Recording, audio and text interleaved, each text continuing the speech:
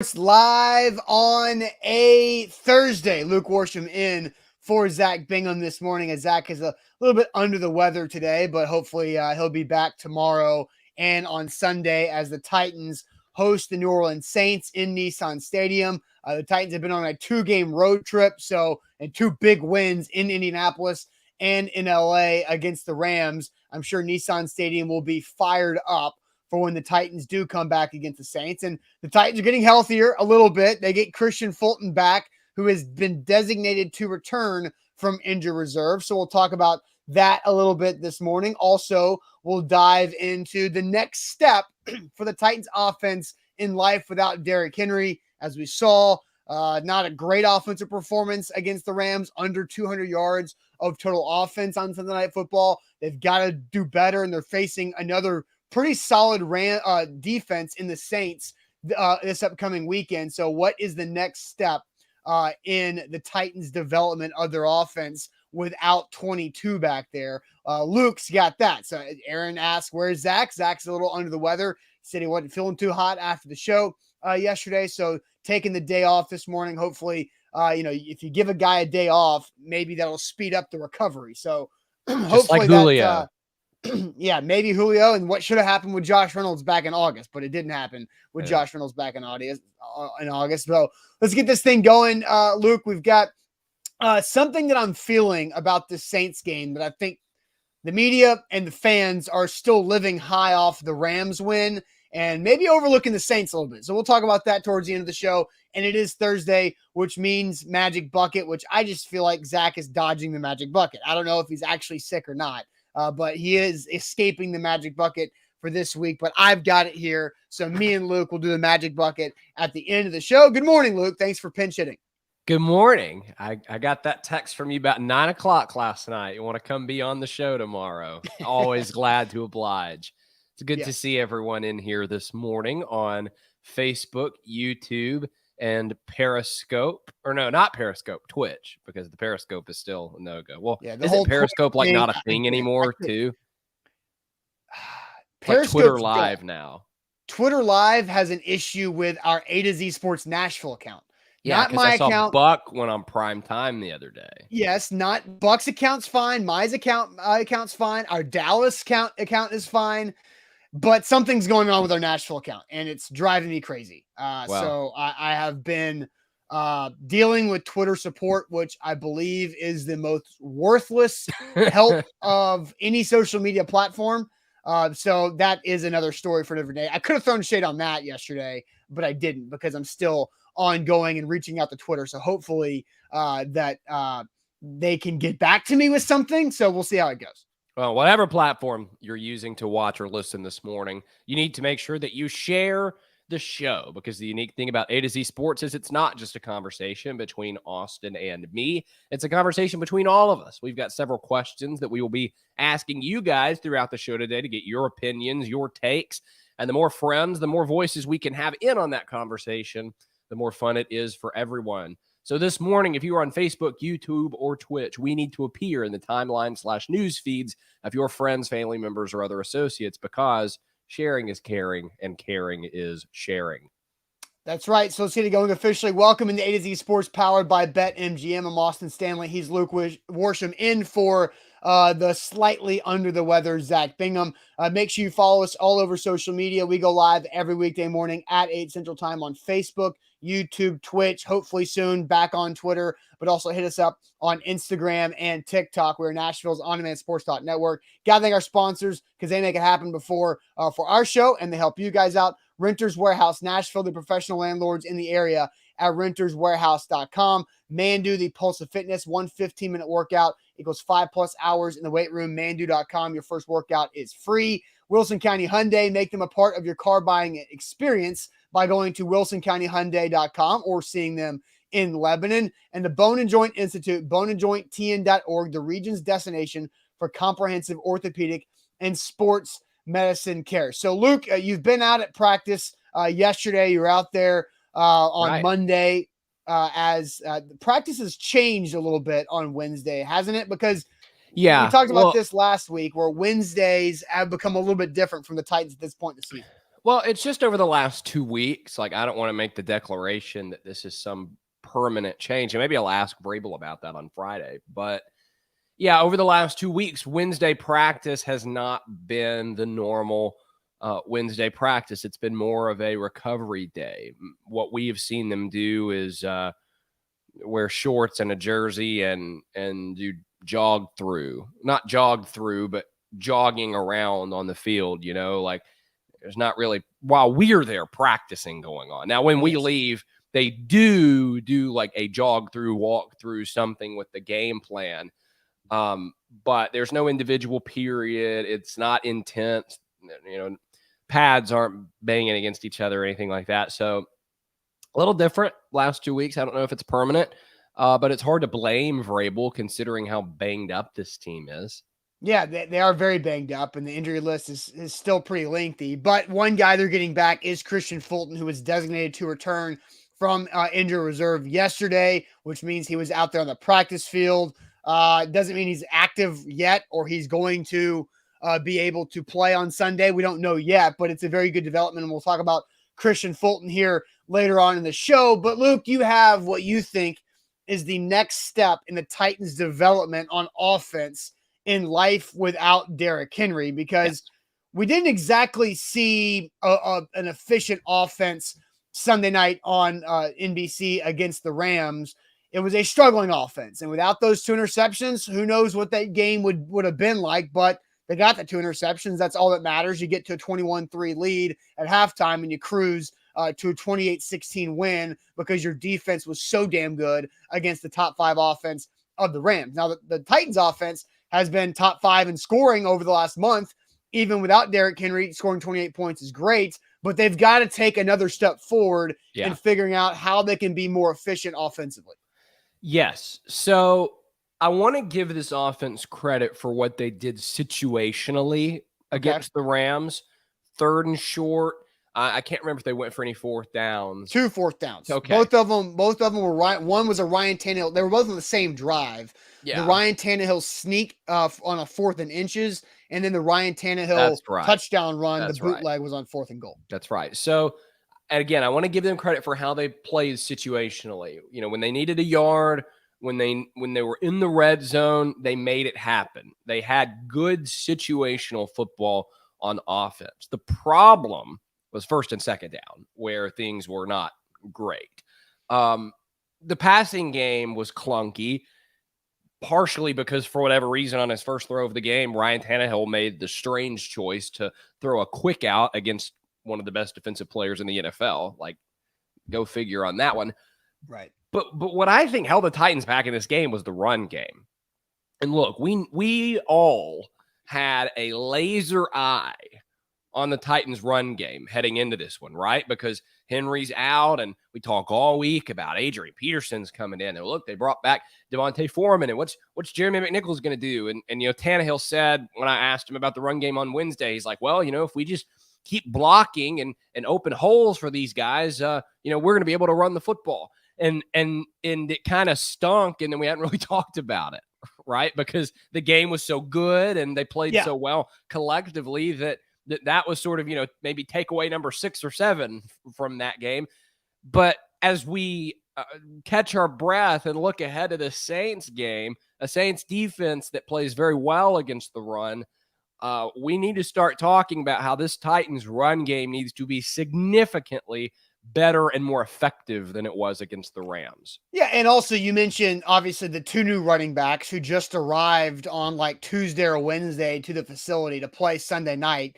Adrian Peterson and Deontay Foreman, who had been on the couch. We just talked about how practice has been different for the Titans. Well, for those 2 guys, last week they got extra contact. Yes. When I was out there on Thursday, Vrabel and Tony Dews had a couple defensive players over there trying to hit up and pad up and thump Peterson and Foreman to get them reacclimated to contact. So you see that, but I expect those 2 guys to continue to get better as they stay in they practice more and get back into it. And I agree with Ryan and several others have said this, that Foreman looks like the best running back on this team right now without Derrick Henry. And I think we kind of saw that in a few games last year where D'Onta Foreman kind of was the second running back in a couple of games behind Derrick Henry when Darrington Evans was hurt, and Jeremy McNichols was still carving out his role as a third down back in passing situations.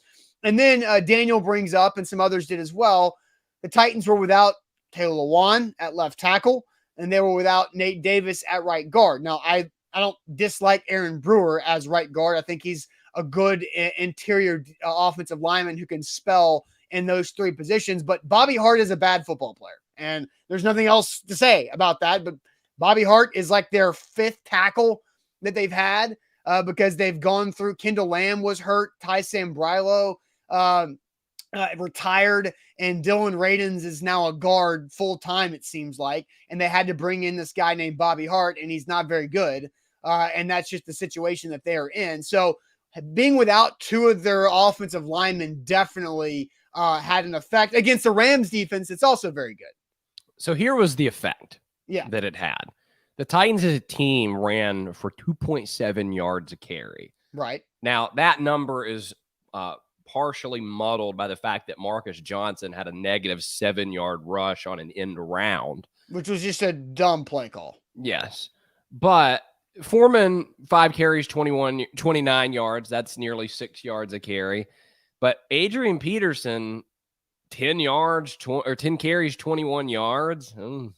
And he looked, he wasn't running slow. Like, he looked like, the Peterson we saw at the Lions last year. He was very slow to make his decisions. Were you noticing that? He would get the ball and almost pause. Yeah. I'm sitting there thinking, like, buddy, you got to hit the hole. Like, you don't got time to sit there and think against Aaron Donald and these guys. And that's, to me, that's a comfort level thing. That's I just got here. I don't know these guys blocking for me. Especially, I don't know who Bobby Hart is. And so, like, there's some situation, and Donald says Adrian Peterson is done. I don't think Adrian Peterson is done by any means. I just think that he is not Adrian Peterson from 2016 or before that. Can he get back to what he did with the Lions and with Washington the last couple of years, which is average, close to 4 yards a carry? Yeah, sure. He can absolutely do that. And Mark says he'll be better this week. And Al nailed it. Adrian Peterson was running high as well. And I noticed that in drills on Thursday at practice, but it wasn't something that I felt comfortable saying because it was his first practice. Yeah. And like, he's going through running back drills. Is he just like cruising through the drills? Maybe, but I don't know. I wasn't sure how that was going to translate onto the field of his pad level or not.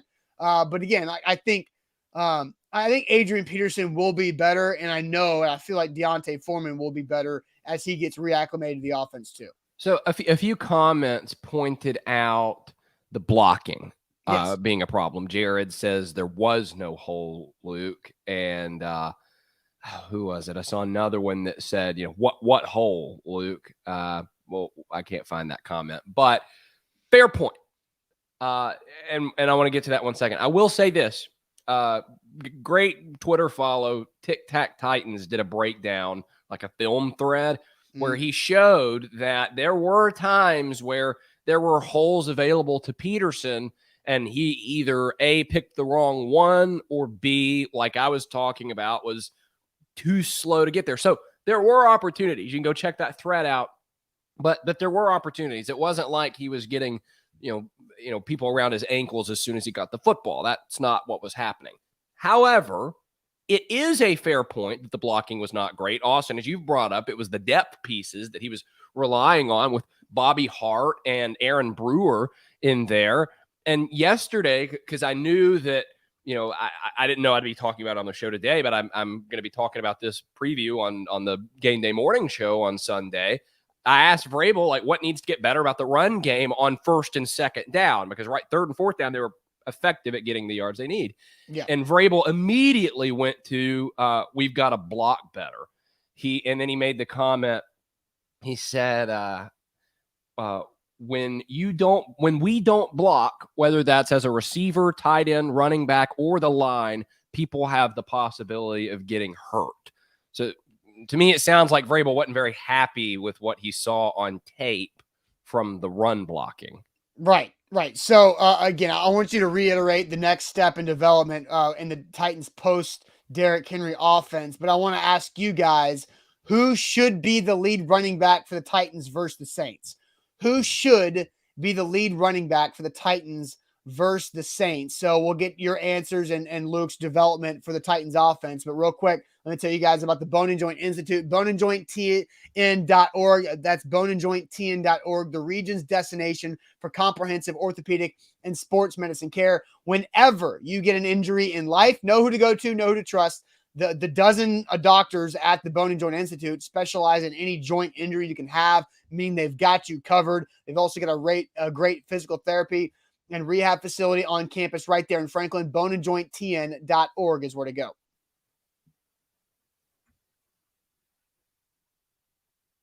Oh, and I am going to talk to you this morning. So you know what happened? I was pulling up Facebook to pin our question. Yes. And I was hearing you still talking on Facebook. Because I the audio had cut on, so I just think you're still going. I didn't realize I'm sitting here in silence. I was like, Luke, you good? I thought you were muted for a second. No, I'm going to talk to you about our friends at BetMGM because they have a great deal going on for you right now. And it's a little different than what we normally have for you guys because right now, if you get on the BetMGM app and you give them the promo code A to Z 200, not the one you see on your screen, A to Z 200, a $10 money line wager, I believe on Thursday Night Football. Is that what this is right. for, Austin? That's right. Yeah. $10 money line wager on Thursday Night Football wins $200 if either team scores a touchdown. That is with the promo code A to Z 200. So again, $10 money line wager on Thursday Night Football tonight gets $200 if either team scores a touchdown, and that is only on BetMGM, the king of sports books. You just hope it's not Jags Bills again, and then you get screwed out of that one. But anyway, all right. So, Kevin.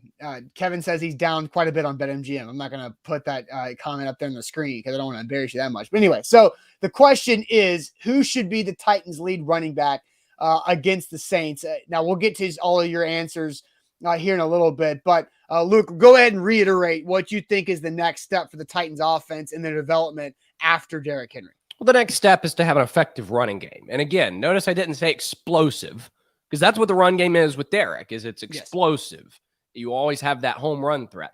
You know, I'm not asking for Devontae Foreman or Adrian Peterson to rip off a 50, 60-yard run. They need to be effective. They need to be able to have a run game that is setting up the play action that is allowing them to move the ball offensively and not, I mean, it was a little painful to watch at times on Sunday. So that's got to get better. But give them credit for winning and dismantling the Rams too. Yeah. So, all right, who should be the lead running back? There's a lot of answers coming in here. Metal Madness on YouTube going with Foreman, Derrick, Chandler, Preston, Daniel, Jordan, Shiloh, all with Foreman. Jacqueline says Peterson should be the lead. Kevin says Foreman. He has something to prove. I think Adrian Peterson has got something to prove. And I'll bring up some extra motivation too. Let's see. Ryan Sachs says need to be a committee, but Foreman first crack. Steven says Deontay Foreman changes his number and gets the running back one gig. So he goes from number 45 to number 7 because Luke's best friend, Matt Barkley, got signed to the Carolina Panthers roster off the Titans practice squad, who was wearing number 7 there too. Brian says Foreman all day, and that, which is funny, Foreman all day, which is like Foreman Adrian Peterson. Is that what, is that what that is? Ricochet Ray says AP still demands respect. He should be the early down and goal line back. Now, what do you think about that comment specifically about early down and goal line back for Adrian Peterson? Early down and goal, like that's everything. Goal line I get because the Titans had him on the goal line as really 3 times. All 3 offensive touchdowns, the Titans had Adrian Peterson in there on the goal line. They play action to him twice, and Tannehill ran one, and Jeff Swaim caught one. Then they ran Peterson the 3rd time, and he scored. So on the goal line, I get it because Adrian Peterson knows how to run on the goal line, and that's experience that Foreman and McNichols just simply don't have. Well, Mr. Ricochet, I'm going to slightly abridge your comment and say short yardage, not just goal line.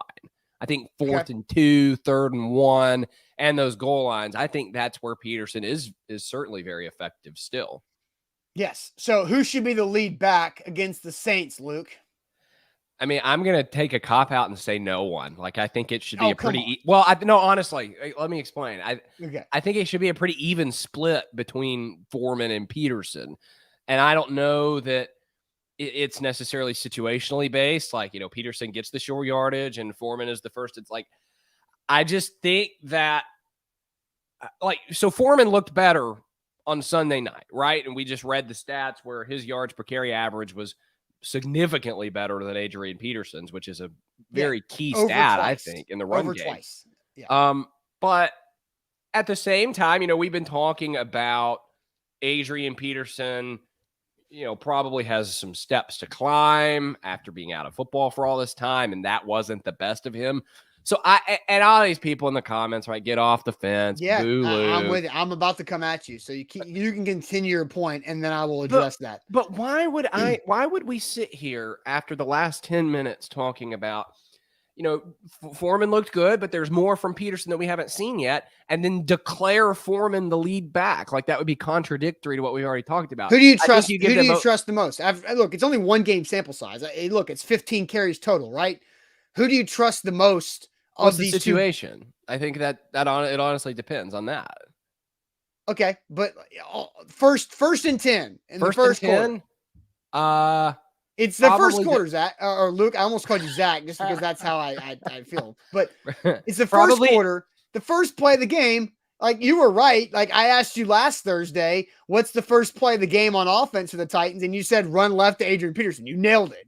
Which I thought they had a chance. I also nailed that they didn't score on the opening drive. You did. Again, you were right on that. I think the Titans absolutely whiffed on that opportunity to kind of catch somebody off guard with not knowing what they're going to look like. Well, they threw it right to their corner, to the best defense. Yeah, they did. It was dumb. It was stupid. They got better after that, but it was stupid. So who's out there? Who's out there on first down? Is this a prediction or who I would put out there? Yeah, who do you trust? It's going to be Peterson. Okay, but who is the best option to put out there on 1st and 10, first snap of the game? My gut says Foreman, but then at the same time, I'm hesitant to say that because I want to see another week of Adrian Peterson again, because we've been talking for the last 10 minutes about, we need to see answer somebody. I agree with you. I think number 8 is going to be the guy who lands up next to Ryan Tannehill or in the shotgun, wherever, under center, whatever it is. I think they're going to have Adrian Peterson. But, and here's what I think. I'm going to not sit on the fence like Luke is right now. I'm going to go with a guy. And I think for this game, it's Adrian Peterson. Why? Because Adrian Peterson has extra motivation against his opponent. He went to the Saints for a short time and got pissed off about the Saints signing him and then not living up to what he signed for. He is quoted saying, "I didn't come here to get 9 touches a game." You think he still cares about that? Yes, he absolutely does. Why? Because pro athletes have crazy in them, and that's how they operate. That's how they have this drive through it. I think Adrian Peterson, whether it's real or not, he will use something like that. He spent a long time with the Vikings, a couple of years in Washington, and then that 1 year in Detroit. But the shortest time was right there with New Orleans, where he asked to get out because he didn't like how Sean Payton and the offense was handling his usage, and it wasn't what he was told when he signed. And so I think he's going to use that to say, I'm going to go punk you guys 3 years later to show you I can still do it at 36. I doubt that's in his head. I bet it is on Sunday. It's not right now, but I bet it is on Sunday because that's what players do. It's been so long. That was like 4 or 5 years ago. Not that long ago. It was like, I guess it was 4 years ago. It was 2017 because he spent 18, 19 in Washington and 20 in Detroit. Yeah, and he spent the rest of that 8 or whatever season with the Cardinals because the Saints traded him. Right, because he didn't like how he was being used there. And like 2 weeks later, he had the highest carry total of his career. Did he really? That's crazy. Yeah, with like Adam well says over 30. It'll be in his head. And I just picture it's Michael Jordan looking at the iPad, sitting in the chair saying, and I took that personally. Like, this is what this is. Like, Michael Jordan admittedly made stuff up about his opponents to get them fired up. I've heard Blaine Bishop talk about this for years on the Zone, saying that you would just psych yourself up and make things up about the opponent just to get out there and go after it a little harder. I think Adrian Peterson will absolutely look at the Saints like this. Okay. That's all you got to say? Yeah. I don't buy it, but all right, I'll ask him about it on Friday. Yeah, do it. Ask him. Well, how do you describe? Ask him this. How would you describe your time with the New Orleans Saints? Super open-ended, just all on him. How would you describe your time with the New Orleans Saints? Because it wasn't very long. I'll do it if they give it to us. I'll do it. Which they should on Friday, right? I mean, they may do it today. I don't know. That's true. All right, so we'll see what happens there with Luke's question. All right, let's get to this next topic. The Titans' weakest link is getting stronger at the right time. The Titans' weakest link is getting stronger at the right time. Real quick, let me tell you guys about Wilson County Hyundai and WilsonCountyHyundai.com. You need to make them a part of your car buying process. Whatever you're looking for, whatever you need, they've got it. Or if they don't have it on the lot, they can go find it for you and treat you right with great customer service. Payne Bone and his team do a fantastic job of getting the right car for you and not putting any pressure on you. It's also in Lebanon, so you don't have to worry about those city prices. You can go out, beautiful drive to Lebanon to see Wilson County Hyundai. So go check them out. See Payne Bone and his crew at WilsonCountyHyundai.com. And whether you are new to the sports betting world or you are a veteran looking for a great deal to try out, you need to download the BetMGM app, because if you give them the promo code A2Z200, they will give you this $10 money line wager tonight on Thursday Night Football wins $200 if either team scores a touchdown. It's a great deal to take advantage of, and that is only on BetMGM, the king of sports books. Yep. Visit BetMGM.com for terms and conditions. You must be 21 years old or must be present in Tennessee. And for gambling problem support, call the Tennessee Red Line at 1-800-889-9789. The Titans' weakest link is getting stronger. And Adam says, what's the weakest link, A to Z? Bobby Hart. No, well, it's not. No, I'm not poking at you. I think you're correct. It's just that was strange to watch because Lamb was hurt, and that was a disaster.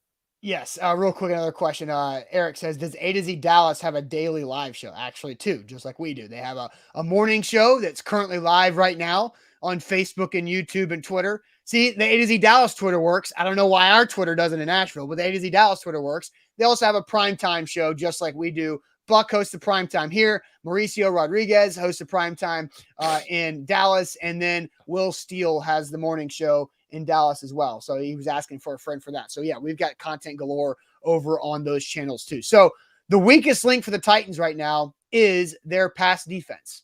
If you look at it statistically, the Titans pass defense is the worst of their really 4 defensive stats. The Titans through 9 games are 14th in scoring defense, 19th in total yards allowed.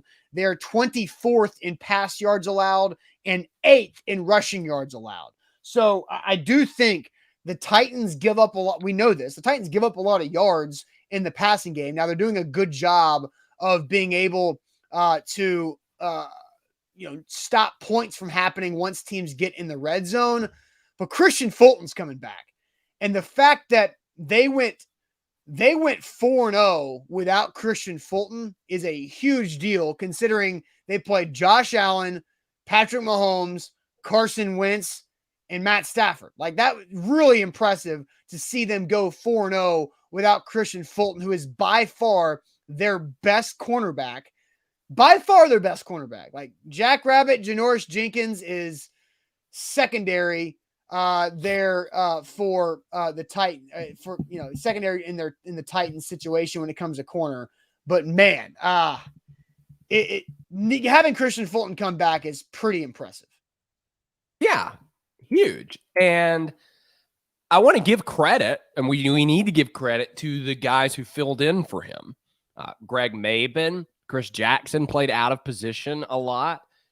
The guys who stepped in Kristian Fulton's absence got the job done. Breon Borders, when he was still on the team, didn't play much after the Bills game, but he did play a lot in that Bills game. He played a lot in that Jacksonville game, if I remember right. those guys deserve credit because they got the job done. And Shane Bowen deserves a lot of credit for being able to draw up plans to where it wasn't all on those guys. I remember the Ken Wisenhunt approach where not only would Ken Wisenhunt say next man up, he also wouldn't alter the game plan when a good guy went out. Yeah. It was Will Svitek at left tackle against J.J. Watt. We're going to treat him as if it's Taylor Lewan out there, or Michael Ruse or whoever it was, just dumb. Shane Bowen did a great job of putting those guys in position to not have too much on their plate and to allow them to succeed. I will say this, though. I was starting after that Rams game. I thought to myself, that was good, but I feel like this situation is 1 week away from the dam breaking. Someone is going to figure out how to exploit these, practice squad backup Titans corners. And fortunately for the Titans, if Fulton is back this week, which seems like a reasonable possibility, and I'll explain why in a minute, that's not going to happen. The dam's not going to break because your lockdown guy is back. Yeah, it should not. Now, is Kristian Fulton going to have some type of rust involved with him coming back after missing a month? I mean, maybe. This isn't a video game where a player gets hurt in your Madden season. He's out for 3 weeks, comes back, and he's just like he was before he gets hurt. These are real humans who have to get reacclimated. It's the third time I've used that word this show, but you've got to get reacclimated and get back in there and knock that rust off after being out for 4 weeks. Yeah, exactly. And we've seen that with some guys coming back, as I'm about to sneeze and just anticipating it happening. Make sure you mute your microphone if you are. See, there you go. Okay. So live sneezes happen on the show. I've only had it happen 3 times in the 5+ years I've been doing live video like this. But good job. As long as you get that mute button available, then you got away with it. But yeah, there is continue with your point. There is going to be a reacclimation period for any guy that comes back. We've seen that this season, I think, with guys like the more traumatic injuries, but Bud Dupree, Taylor Lewan both had sort of a reacclimation period when they came back in. And I think we've seen that with some of the guys who had less severe injuries come back. So yeah, that's a fair point on your part. So you all of a sudden, and bless you, by the way, as he is that about to be a second sneeze. I don't know what's really happening behind Luke right now. But you good? Yeah, I think you're muted now. I was reaching for a hanky. Oh, there you go. So Luke is taking care of himself there after the sneeze. So bless you, Luke, for the second time. All right. So, but again, you've got extra depth that you've been able to develop while Fulton's been out, is be able to get through that. So A to Z Sports here live. Luke Worsham in for Zach Bingham. Zach's under the weather now. Luke can't stop sneezing. Well, I was around. I hung out with a friend last night who kept coughing, and she swore she would not get me sick. Now, I'm not coughing, but yeah, it's not the cocoa though. It's not that. Who has hankies? Who has hankies? The only reason I didn't have any Kleenex around me, and so what that was is I have 2 of these things, which is why I didn't mind getting one of them dirty. The Bucks handed these out to the fans that came to the joint practices with the Titans. So it's a Tampa Bay Buccaneers towel that you got for free. Sweat rag. I have 2 of them, and one now I have one of them because that's going in the garbage. There you go. All right. So let's get to this question, because somebody asked in the comments earlier, what was my prediction for my bold prediction of the season was that the Titans scoring defense would be top 12 in the NFL. And so I'm not that far away through 9 games. I got to say, I'm trending in the right direction. So the question I want to get to you guys now is what, with the Titans schedule and Kristian Fulton returning, where can the scoring defense finish ranked in the NFL, currently sitting at 14th? So, I think it's pretty impressive, because the schedule is pretty advantageous for this to do well, because as you see on the right side of that column there is that you've got the Saints with Trevor Siemian, the Texans that are just bad, the Patriots who are getting a lot better, but Mac Jones is now a red bullseye target for every defensive pass rusher that in the NFL right now that he's going to play for what happened with Brian Burns. Then the Jags, who are also bad. The Steelers' offense is not exactly explosive. The Niners are a complete mess. The Dolphins are a bigger mess than the Niners, and the Texans, who are just absolutely bad again. So with that schedule and with Kristian Fulton coming back, how high can the scoring defense climb? Because they're 14th right now, Luke. Yeah, and I think what they have the ability to do. Sorry, I got thrown off because the Facebook thing happened again where I'm still hearing you talk in the background. Okay, so yeah, I think that having Fulton back, what it does more than just Fulton is better than the corners they've had, it allows Bowen to open things up a little bit. Because I was just talking about how he's done a nice job compensating for not having his talented cornerback out there. Now he's able to leave more pressure on Kristian Fulton than he could on Greg Mabin, than he could on Chris Jackson. He can leave Kristian Fulton sort of in an island on man coverage and expect that to go well for him. And you know what that does? That frees up someone else to go do something else, whether that's playing zone, whether that's blitzing. So it's absolutely fair to expect this Titans defense to take a step forward. And would you like me to read some comments about what people go for have it. Yeah, read some comments. I'm curious because the Titans are 14th in scoring defense, and they've also had games where they've given up, 38 to the Cardinals, 30 to the Seahawks, where they just blew coverages left and right early in that game, still end up winning. They gave up 31 to the Bills in a win, 31 to the Colts in a win too. But, they also have the game that helps that out a lot where they hold the Colts to 16, the Chiefs to 3, and then the Rams and the Jags under 20. So, yeah, they've kind of got the peaks and the valleys of this scoring defense overall. So what are the comments saying about where they can finish being ranked in scoring I'll start defense? with this comment. Luke humble bragging that he went on a date last night. There were several people there. One of the people there happened to be a female, and she happened to be sick. So no date last night for Luke. All right. Ronnie says top 10. Marquis says 10th. Rashid didn't comment about the defense. Duran says top 5. Derek says 14 to 16. Travis 7 to 8. Mark very confident Titans will win out 15 and 2 top 10 defense. Abdul says 8 because of the cupcake schedule. Nate 2.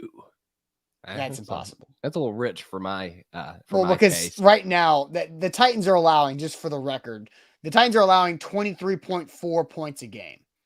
The Broncos are second in scoring defense at 17.0. The Bills are allowing 14.8.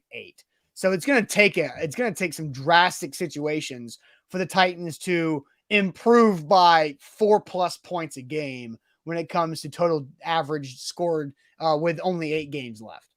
So Ty Kendrick says 7th. Ryan says top 10. Chris says 10. And Scoop says hashtag 10th. What do you think, Austin? So I find this interesting because if let's just say they're at 23.4 points a game. Let's say they improve by 2 points a game on the season because of how easy the schedule is late in the year.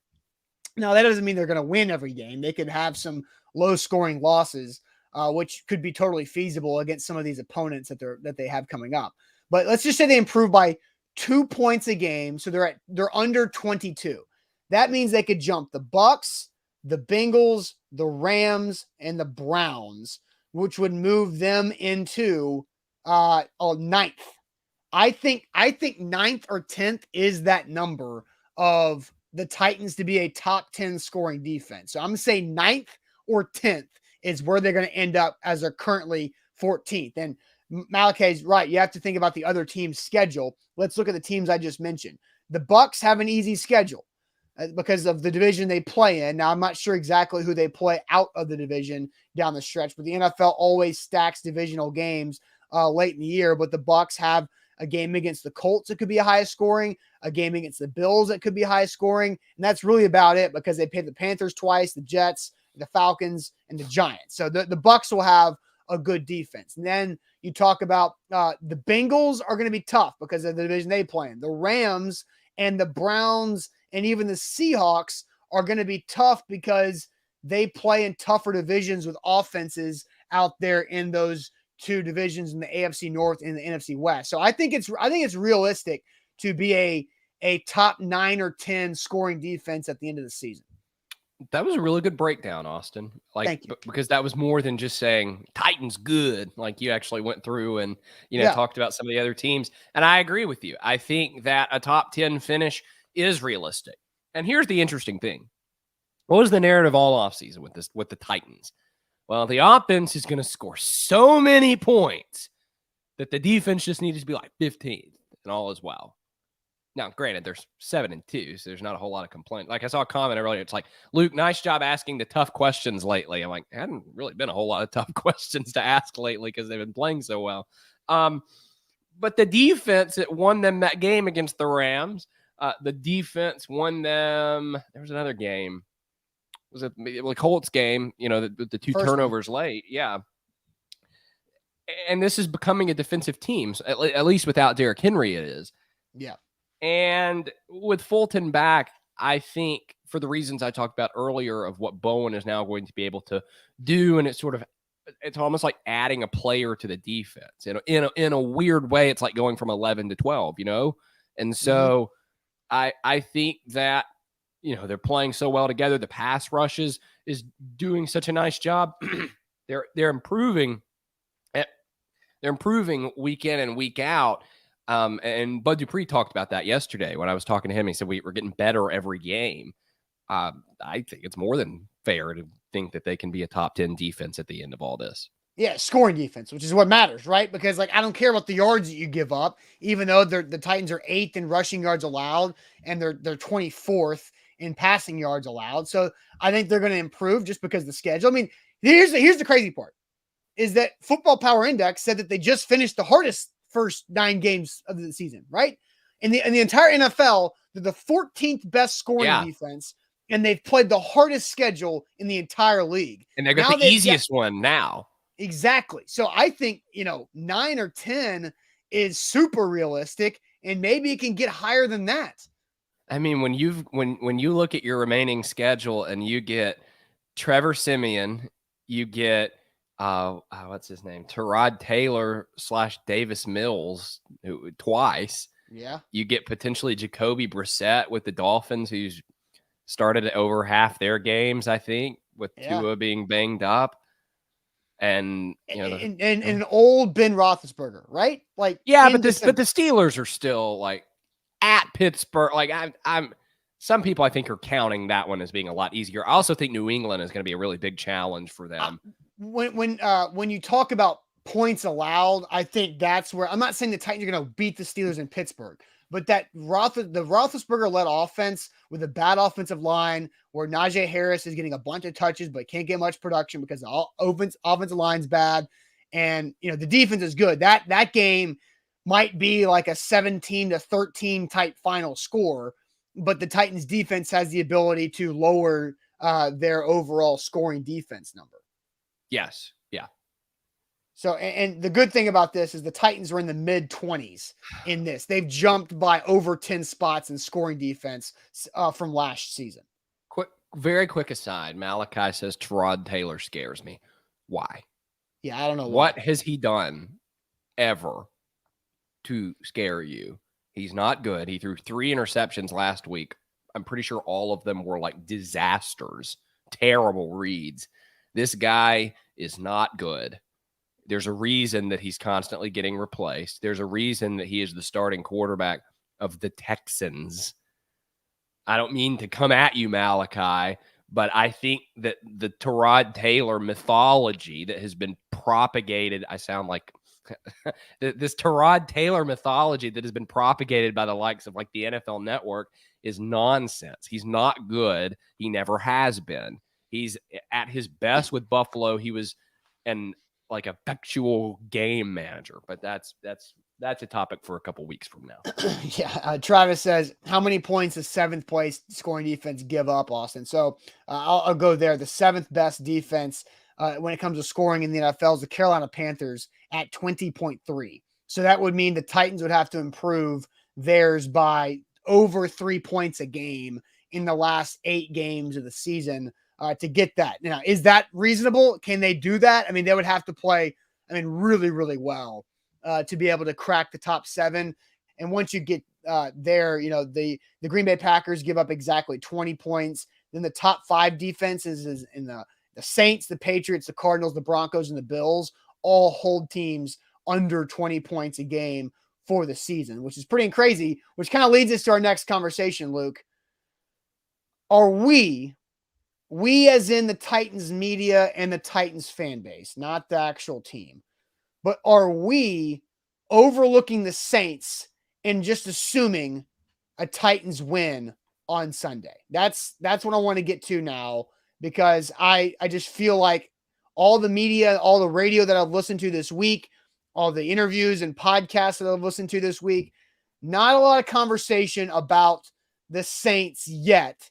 It's still all about beating the Rams. So are we as media and the fan base overlooking the Saints and assuming a Titans win? But real quick, let me tell you guys about Renters Warehouse and renterswarehouse.com. They're the professional landlords in the Nashville area. Simply go to renterswarehouse.com to find out how much your home can rent for, because there's so many different ways you can use Renters Warehouse to your benefit, because selling your house is a one-time transaction. Renting your house out and getting into the rent estate world helps you get money every month for doing nothing, because Renters Warehouse does all the work.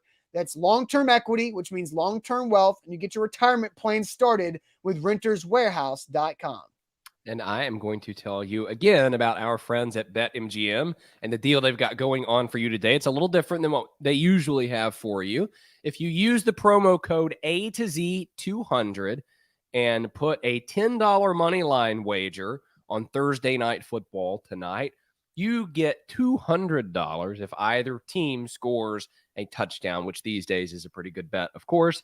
So head over to BetMGM, download their app, and you won't regret that decision, because BetMGM is the king of sportsbooks. No doubt. Also, speaking of Titans and Saints, we will be live for our pregame, halftime, and postgame show from the mainstay. We've been out at Mill Creek the last couple of weeks for the road game with the Titans back at home, which means A to Z Sports Titan Game Day Live at the mainstay, just 2 blocks away from Nissan Stadium. So you can come park there for free, by the way. You can come park at the mainstay and then eat there and drink there pregame, short walk to the stadium, and then watch the game, come back post-game with us there at the mainstay as well. So check that out, and we'll see you guys on Sunday at the mainstay. So are we overlooking this Saints game? Luke, you want to read some comments, or you want to give your opinion first? I want to give my opinion first. Sounds good.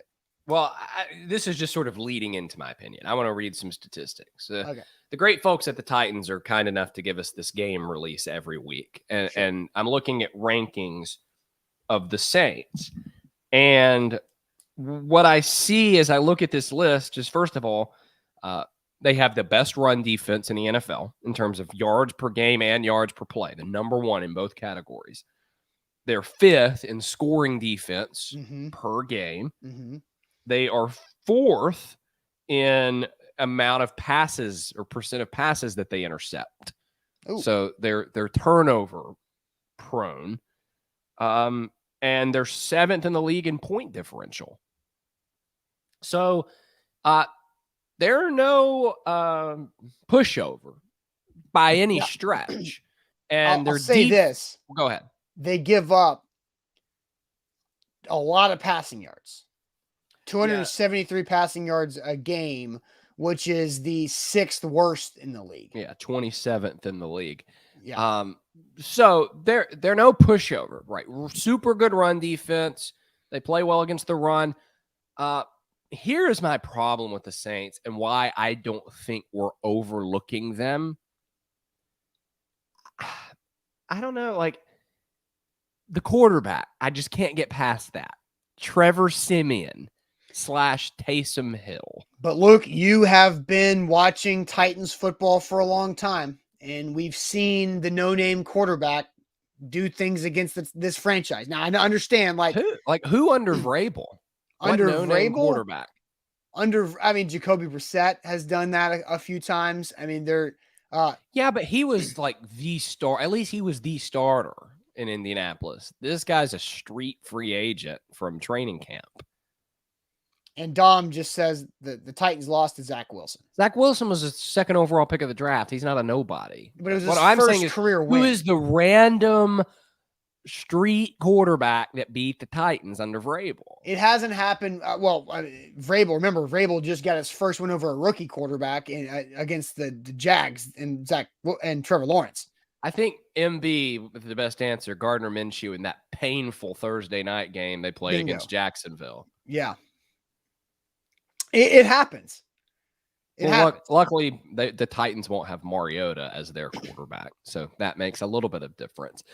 But the fan base and the media that covers this team has seen this team lose to the Trevor Siemians of the world in the past, right? Yeah, I guess.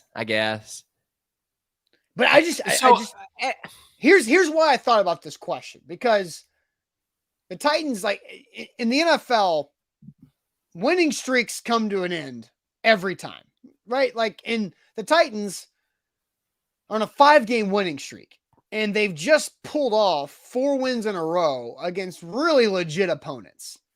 And at some point, they're going to lose because that's how the NFL works. And it's the Bills losing to the Jags. It's the Broncos blowing out the Cowboys. That happened Sunday.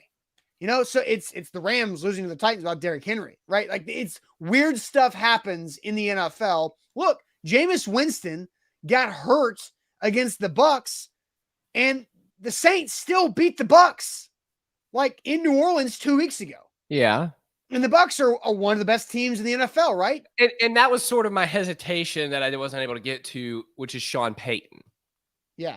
He is unbelievable. He's exceptional at what he is able to do. Able to make trash out of treasure out of trash, right? I mean, the guy's great, and so you can never count them out.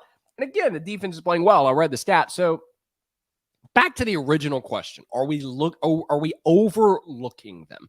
I don't think so. Because we're talking about what they do well. We're talking about the run defense. And also in the back of my head is this Titans thing that has always happened under Vrabel, where right after the highest of high is the letdown. And, they may be cured of that illness. I don't know, but it's in the back of my mind. So me as a media member, I don't feel like I am overlooking the Saints. Yeah, it's just, because feel like... Well, they are what they are, and I think we are talking about them as what they are. They are a well-coached team that plays good defense, specifically against the run, with a bad quarterback. That's who they are. And the receivers are banged up. Now, Alvin Kamara is different, and Alvin Kamara is on the injury report. He did not practice the knee injury yesterday, right? Correct. He was DNP. And is Alvin Kamara going to play? I assume he's going to play. Well, that's in question. There was a Saints reporter, I can't remember his name, but they brought in a couple running backs for workouts earlier this week, and I believe signed one of them. It's up in the air, Kamara, for this week. Which is crazy because I don't take a lot of weight in a guy not practicing on Wednesday. At this point in the season, once you get to late October into November, a guy not practicing on Wednesday is no big deal. Yeah, sure. But that context, I think, adds some. Sure. And Bobby says, in his opinion, usually the conversations for the next game don't start until Thursday. I just feel like there's been so everybody's living and reacting off of the Rams game. And then Thursday, today, we start looking forward to the following game. I just feel like there's been such little conversation about the Titans' next game and people really just living in that moment of beating the Rams and being 7-2, being atop the AFC, and oh my God, the schedule's so easy. Looking at all these games against the Texans and the Dolphins and the Jags. That's what I'm saying. All of this is setting up perfectly for the classic letdown, right? Yeah. And so my answer is yes, I do think we are overlooking the Saints, and I do think we are assuming, and we as in the media and the fan base is assuming the Titans are just going to go beat Trevor Siemian and the Saints Sunday in Nissan Stadium. I'm not. You're not? I think the majority is. I think if you think about it, the majority is talking about, wow, the Titans can go 13-4 or 14-3 without Derrick Henry. That's what I am feeling. Sure. Like I wrote an article at our site yesterday about the chances to get the number 1 seed, but again, in the back of my head is the classic letdown, and I think they can lose on Sunday. I think the odds are again, that they like win. Dom says, I hope the team isn't thinking like we are. Like, and of course, I preface this entire question that I was going to ask with, obviously the Titans inside the building are, because you asked Vrabel a very specific question on Monday and you got a very specific answer. Did you not? Yeah, I asked him, I said, is there any temptation to look ahead and start thinking about, playing for the number 1 seed in the first round bye? And he goes, no, Luke. Oh, classic moment. But again, like, but is this not what we did the week leading up to the Jets game? It's what I did. Right? One of the most embarrassing weeks of my life as a sports reporter was that week. Right, because what was happening? Oh, the Titans should be 4-1 by the time they go play this stretch, right? The Titans should be 4-1. I trusted Mike Vrabel. I'm not allowed to say that anymore. Because everybody says, oh, the Titans should be 4-1 before this tough 4-game stretch against the Bills, the Chiefs, the Colts. Were we wrong though? No, but exactly. But that's kind of that week leading up to the Jags game is kind of what this week has felt like. No, not to me. Is granted, that was the week that I was like grandstanding and being like, there is no chance that they lose this game. It is a 100% win. And that Sunday morning at Mill Creek, I was like, who cares that Brett Kern's not playing? Like that was a terrible week for me in terms of the takes. Yes, it was very funny, very entertaining.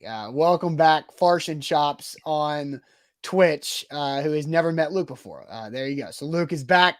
Luke has filled in the morning show quite a bit this football season. So, and Brandon says the fan base isn't used to this kind of success. It's nervous, like walking around on eggshells. And so, we'll see what it's like. I hope Nissan Stadium is packed and crazy on Sunday because this team is coming back home after 2 huge, dramatic road wins. It will be. You doubt it will be packed and going?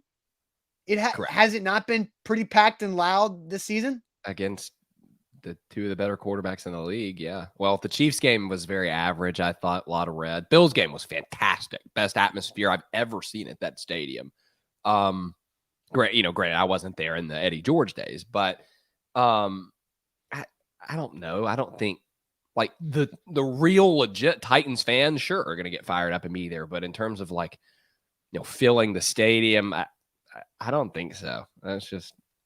It's not like a pessimistic thing. It's like this is just what happens with the Titans. They play well and people still don't really care for whatever reason.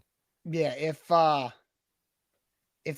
Derrick Henry was healthy and the Titans just beat the Rams, it would be crazy. Yeah, I think that would certainly add some fuel to the fire. I knew I'd get the comments, though. You're so negative. Luke is a bummer. Luke's the most pessimistic guy I've ever heard. Well, guys, when have you seen that? We go through this every year with this. It's like, look at the Titans just won this big game. Now the stadium is going to be full. And what happens? The red seats are empty. The blue seats are barely full. And it's mostly a big chunk of fans from the other team. Like, and this isn't a Titans problem. This is just what happens around the league unless you're the Packers or the Steelers or one of those big giant brands. And Adam says the Titans fans have been traveling. More fans that have seen it in stadiums, even at home. That's good. That's what I'm saying. The ride or dies, the real Titans fans, like that you see on Twitter, the ones who are smart. You guys, everybody watching right now. Of course, this isn't a diss against you guys. It's a diss against Jimbo who reads the paper on Sunday morning to see if the Titans won. And I don't think he's going to be running to buy a ticket now that they beat the Rams any more than he was before that game. Yeah, it's not the guys, it's not the dedicated group, because the dedicated group goes and the dedicated group is loud and that group travels, which is great. But we know that Nashville's a destination city for NFL fan bases around the country. And I think there's going to be a decent amount of Saints fans there because that's what happens in Nashville. And but I do think it'll be a good atmosphere. It's been way better this year than it has been in the past. And obviously, COVID and the restrictions messed up the Titans' ability to maximize and capitalize off of a run to an AFC championship game. We're seeing it a little bit more better now because traffic's been crazier to get to the games when it's been in home. So I think it's been better this year than it has in the past. You ready for the magic bucket? Yeah, I'm ready. I've said my piece on the stadium. Okay. And people are still bashing Luke for being... I'm not bad. No one in this chat was the demographic that those comments were targeted at.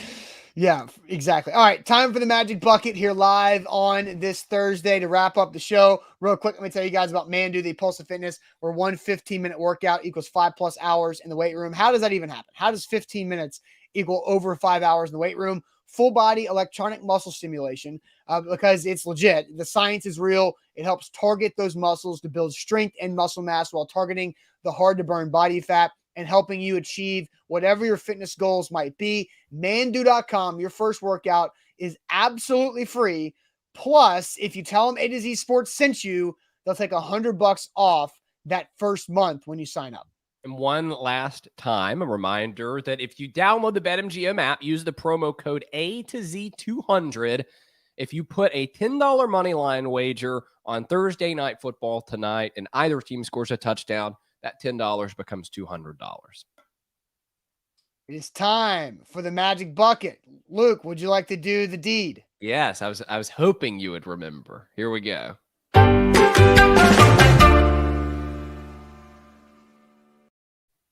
Love it. All right, time for the magic bucket, Luke. Here we go. All right. I've got the bucket. We'll see what happens here. All right, this is going to be for you. You're the guest this morning, so I'll let you go first. If I can grab one at a time. There we go. Oh, no. I don't want this to happen. What is it? This is obviously a Zach submission, and this might be the grossest thing that has ever been in the magic bucket. Okay. And also, I'm sorry. And I'm really glad that I didn't pull this for myself. Okay. You have to show the viewers your armpit hair. Okay. That's just very strange weird. Request. It is. There you go. Oh, God. Just so weird. That's strange. That's very weird. I don't like that. That makes me cringe. Such a weird thing to put in there. I don't like that. Yeah, and Danny, I believe Zach is legitimately dodging the magic bucket because he knew that he put that in there. Like Zach's magic bucket things are. That was weird. Huh? That was weird. Like, yes. Oh God, I hate that. I absolutely hate that. These are all tangled. I can't get one of them out. There we go. All right.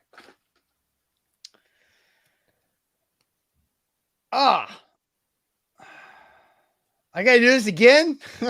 Is it the gift? Yes, I get to give Luke a gift again. Could have been the batteries, but we already we've already done the batteries that you needed. All right, have to Amazon your co-host under a gift under $20 to showcase the next time he's on the show. Yeah, I need to do that for Zach too, and I will do that today. I will set a reminder for that. You give Zach some like Theraflu or something. Yeah. Donald says that was awkward. It was. You're correct. And Jared says Luke is a good sport. I'll give him that though. I mean, like, yeah, it's very weird. T-Town Brown says Luke showed his armpit a little too freely there. What does that mean? It's just, I mean, you just were like okay with it. You're just like, all right, whatever. I mean, you take it on the chin and you move on to the next day. Exactly. Austin, we're all about going 1-0 every week. That's right. You're exactly right, Coach. Thank you, Coach. All right, so I will. I don't know what I'm going to do, but I will gift you something under $20 from Amazon. So the next time you're on the show, you'll get to showcase that. How have you used your beard trimmer yet? It's over here, still in the box. I need to use it. So the one that I spent use $19 on that. Well, so the one that I use is giant and like plugs in the wall. So I need to figure out how to use that one. The problem is I'm very particular with the length. Like it has to be exactly right. And so I need to figure out the conversion rate from the giant plug in the wall trimmer to this one. And once I figure that out, I will start using the Philips one that you bought me. So it was a good gift? Yeah, I think so. Good. I'm glad that you like. So far, I'm I'm 2-0 on gifts because I got Zach his stress Oh, balls. it's on. It's on. It's on. Can you hear it? Yeah, we can hear that. I don't know how to turn it off. Yeah, and Ethan says, now you can use that for your armpit. Yeah, exactly. All right. Nobody's had to get me a gift yet. That kind of sucks. But anyway, all right. We'll see you guys on a Friday morning. I believe Zach should be back after taking the day off to kind of deal with being a little under the weather. So, Luke, appreciate you jumping in here and showing us your armpit today and also talking some Titans. So, we'll see you guys on Friday. Don't forget, the A to Z Sports Podcast Network is where to go for more content, A2Zsports.com. Check them out there for all of what Luke writes, what Zach Reagan writes, Bucks articles. We got tons of content up there. A2Zsports.com. We'll see you guys later on.